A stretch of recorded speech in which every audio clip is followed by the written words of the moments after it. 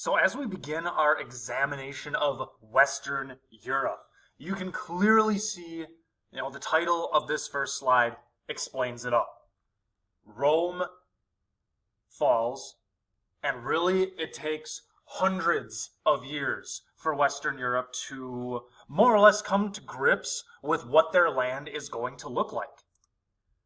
So after Rome falls in what we now call Western Europe, the population goes from about 9 million in the year 500 to 5.5 million, just 150 years later.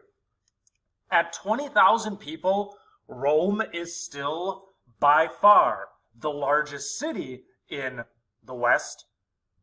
But consider the fact that there had been 1 to 2 million people that were there. So cities really begin to disappear, or at least what we would recognize and conceive of as a city. Literacy rates will drop, books will become rare and expensive. Trade, communication, travel, it's not necessarily safe. So after the church, after Rome falls, you can see that the church will step in. The Roman Catholic Church will fill the void that was left by the fall of Rome. Now the hierarchy of a pope, and then bishops and priests and monasteries is modeled after Rome. And they fulfilled political, educational, administrative, and also welfare functions. Latin was the official language of the church, and it diffused into what we would call vernacular languages. Now, the church itself became very wealthy, and they took an active role in converting what were referred to as barbarians, or the so-called pagan peoples of Western Europe. They tried to convert the rulers first, which did work. Convert the rulers, the people will follow, because these leaders want a link to something that is part of the Roman tradition. So this works on peoples called Goths, Vandals, Saxons, and Vikings. Now, many had already converted prior to the fall of Rome, so the ideas of the church weren't exactly foreign to them. Now, this image here shows us how the church carried on educational functions, since it's a monk teaching reading and writing. The church really took charge of education, amongst other things. Now, instead of kings as we would conceive of them, Western Europe was made up of leaders of war bands. We would call them strongmen. One leader, named Clovis, demonstrated his might when he used an axe to smash the head of one of his followers who insulted him. And he understands that brute strength is one of the only ways to command respect, and he's not afraid to use it. Towards the end of his life, his wife convinced him to convert to Christianity and acknowledge the authority of the Pope. So this is going to build up a tradition among Frankish rulers, because all of these individuals, Clovis, Charles Martel, and Martel's grandson, Charlemagne, all of them will need the blessing of the Pope to make their reign legitimate. And it really is kind of a give and take, because northern and central Italy fell to a group called the Lombards in the mid-500s. So the Pope's kind of isolated, and he needs the Franks for help because there is no army. Now, going along with Christianity is Islam. Christianity will be critical to the story of Western Europe. And Islam formed in the Arabian Peninsula in the 600s and became a uniting force for Arabs in the Middle East. And you can see the Arab conquests as Islam spreads. They sweep across North Africa, into the Iberian Peninsula, and crossed the Pyrenees Mountains into modern-day France. Now, Charles Martel held a position called Mayor of the Palace, and he foresaw the threat that the Arabs posed. So he took measures to try and halt the advance of the Muslims. They were referred to as Moors as well. So sometimes you might hear about Martel beating back the Moors. Now, traditionally, war bands fought in the spring and summer months and then went back to their crops for the fall harvest. Martel understands that a full-time professional army is needed for success, so he began to recruit the sons who stood to inherit no land from their families. sons who would inherit nothing. He recruited them and started building a full-time professional conscript army. Now, to pay for the army, he actually confiscated church land and was nearly excommunicated for this. But the church backed down once they realized how much of a threat Islam posed. And they even provided papal banners under which Martel could march his army. Now, to simplify things, when the battle came, Martel had the high ground, and his well-trained shock troops withstood wave after wave of Islamic cavalry charges. Sources on both sides confirm that Martel's men stood firm. Now, in the end, the Moors retreated, and Martel was traditionally credited with saving Christianity. Now, the reality is, if the Moors would have succeeded at Tours, yeah, there was really nobody else to oppose them, but they would have been very far from their supply lines if they had defeated the Franks. Again, there was nobody else to oppose them, so who's to say Europe would not have been united under Islam as well? It does symbolize the renewed importance of Christianity in the lands that became Europe. So you have these strongmen rulers who are trying to unite the people, generally speaking, using Christianity as that uniting force. Now, this post-Roman era brings us to Charlemagne, Karl der Grosser, if you say it in German, or Charles the Great. You know, Magnus, meaning great. He's your traditional warrior king. All right, Charles was supposed to share rule with his brother Charlemagne II. We know they didn't really like each other. So when Charlemagne's brother died in 771, he becomes the sole ruler. And it was often thought that he died under suspicious circumstances. As a warrior king, he gets about to conquering. All right, he consolidates his power, defeats his enemies.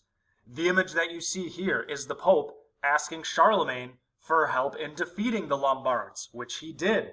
He also established what was called the Spanish March, a buffer zone between Muslim Spain and the Franks. So Spain is in Muslim control at this time, but Charlemagne kind of keeps them there.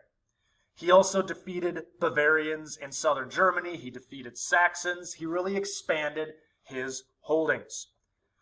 Now, he was ruthless. He's responsible for what was called the massacre at Verdun, where he ordered the slaughter of 4,500 Saxons who refused to be baptized. We know that once he defeated his enemies, he gave them the choice of baptism or death. 4,500 Saxons did not choose baptism. So he used Christianity as that unifying force. His world is divided into haves and have-nots. You know, he sets off a dynasty known as the Carolingian dynasty. But we have potentes and then paupers. We refer to poor people as paupers from this time frame. So just like Roman society is patricians, plebeians, we have potentes and paupers. Now the powerful ones have their own land and they can command others to obey them. The poor have no one to command. That's as simple as it gets. And this is going to set the stage for the feudalism that will dominate Europe in the later portion of what we call the Middle Ages. He also made it practice to enslave prisoners of war. The slaves in Western Europe at this time were usually POWs, although chroniclers would use the phrase captives instead of slave. Now, like most Frankish leaders, he was a mobile leader. He had a palace and a court at Aachen. We see the rendering of it here. This is what Charlemagne's palace would have looked like. It's atop a natural hot spring that's in modern-day Germany. It's actually very near the border of Belgium and the Netherlands, but he would travel from place to place to be a visible presence and make sure that his rules were respected. He made use of royal vassals and representatives known as missi to act as his eyes and ears. So he would move around. Members of his domain could engage in home rule, as in local leaders would, be in charge, but the secret police would produce regular reports to the king and write the king if necessary, if things weren't exactly up to code. Now, of course, his palace is atop a hot spring, so you can see the spa. that was there. Now there were countless leaders during this time frame. Why Charlemagne? Why is Charles the Great someone who merits a special mention in the story of Western Europe? For one thing, education. All right, so as a man, Charlemagne's about 6'3.5", and he has a slight build. So he's not this muscular, ripped physique that we'd associate with a warrior, but he was trained from a young age, so he was a very able commander. What made him unusual is his heavy emphasis on education. Most warrior kings of the time are concerned with battle, little else. He wanted his court to be well educated, and he was personally less educated than the Byzantine and Abbasid leaders of the time. The Byzantines, remember, are the eastern heirs to Rome. The Abbasids are Muslim. He was less educated than they were, but he gave it a shot to get the best and the brightest.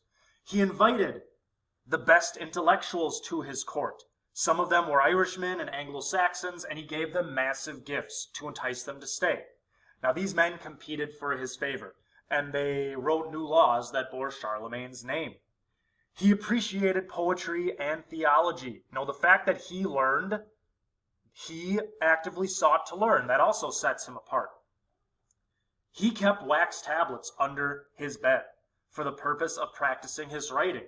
And his biographer was a man named Einhard, and he claimed that writing was the one skill that he never could master, but he did enjoy being read to. He encouraged schooling, set up an academy where the sons of powerful families could get an education. And schools were established through the empire in courts and monasteries. And remember that since the Catholic Church is in charge of a lot of the education, monasteries were like the libraries because scribes would hand copy books. So literacy does remain restricted. It's not as if everyone can read. But this time frame led to a revival of learning, in which medical texts and sermons and Latin texts were copied down, and a new type of Roman font was invented to fit on parchment. So Times New Roman, you get an idea of where that's coming from. Now, Charlemagne had many mistresses, and his daughters, who were never allowed to marry, also bore him grandchildren through affairs. The speculation is that he had 18 plus children. And remember, having multiple mistresses, even multiple wives, it's not that out of place for this time frame of the late 7 and early 800s. We know that one of his daughters was set to marry the son of the Byzantine Empress Irene, but the marriage fell through. And this is most likely to prevent any challengers to his family line, other than legitimate male heirs. Due to his enforcement of Christianity throughout his empire, Charlemagne was seen as a savior. All right, the Pope was at odds with the Empress Irene in Constantinople due to the iconoclastic controversy that we covered with the Byzantines. So the Pope made a move to endorse the reign of Charlemagne. So Charlemagne was in Rome in the year 800 for Christmas celebrations, and the Pope decided that that was the time. You can see the popular image of the Pope placing the crown on the head of Charlemagne. Now, Charlemagne's biographer Einhard claimed that Charlemagne would not have gone into St. Peter's Basilica had he known what the Pope was going to do. Contemporary historians claim that the Pope would not have acted without Charlemagne's consent, and realistically, Charlemagne had to understand what was going to happen when he saw the crown at the altar. Charlemagne is granted the title of Holy Roman Emperor, giving him a direct link to the leaders of what was once Rome, and in a sense, it gives him a leg up on the Eastern Byzantine portion of the Roman Empire. The title of Holy Roman Emperor will be claimed by mostly German kings through the rest of Western European history, and even a man named Napoleon Bonaparte. So Charlemagne, for all of these actions, is often referred to as the father of Europe. So this is when we start to somewhat see the Europe, at least the Western Europe that we know of today, begin to emerge.